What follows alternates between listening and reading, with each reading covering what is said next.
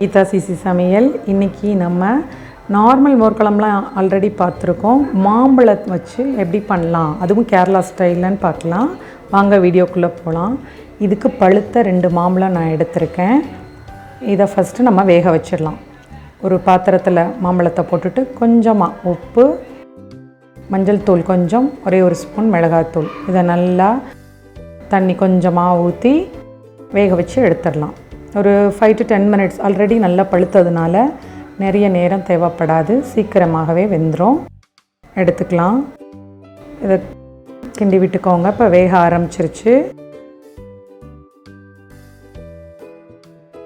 இப்போ பேஸ்ட்டு பார்த்துடலாம். தேங்காய் 1/4 கப்பு, ஜீரகம் 1 ஸ்பூன், காஞ்ச மிளகா 3.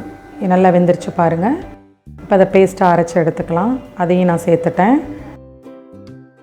தயிர் இல்லை மோர் புளிச்சதாக இருந்தால் நல்லது.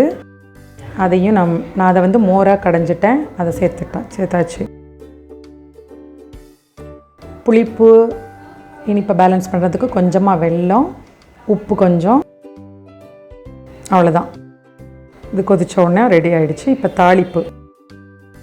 மோர் ரொம்ப நேரம் கொதிக்க விடக்கூடாது. இப்போ தாளிக்கிறதுக்கு தேங்காய் எண்ணெயில் தாளிங்க, அதுதான் நல்லாயிருக்கும்.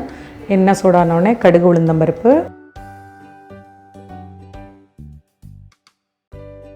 நெக்ஸ்ட்டு வத்தல், கொஞ்சம் போல் பெருங்காயம், அவ்வளோதான். நம்ம தாளிப்பு ரெடி. இப்போ குழம்புல சேர்த்துடலாம். நம்மளோட சுவையான மாம்பழ மோர் குழம்பு கேரளா ஸ்டைலில் ரெடி ஆகிடுச்சு.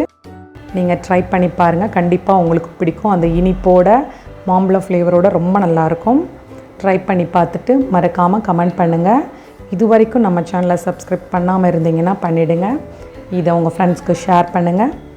தேங்க்யூ ஃபார் வாட்சிங்.